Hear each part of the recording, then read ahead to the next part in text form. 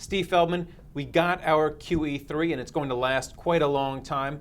So what's the next catalyst to drive gold higher?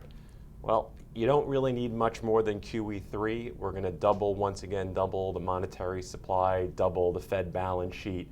That's enough stimulus in its own right to be supportive of gold.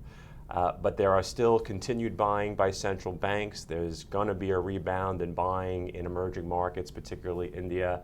None of this means you'll see a spike, but I think there's a real underpinning support of the price and it will continue to move forward. What about geopolitical worries? We're hearing rumblings from China and Japan, Israel and Iran, of course. How much does this play into the price of physical gold here in the U.S.?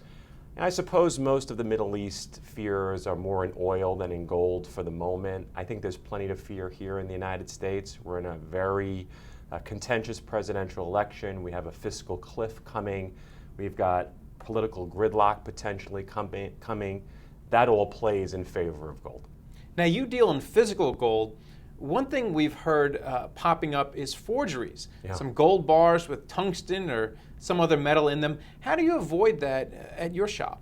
Well, first, we recommend people not to take the gold out of the system.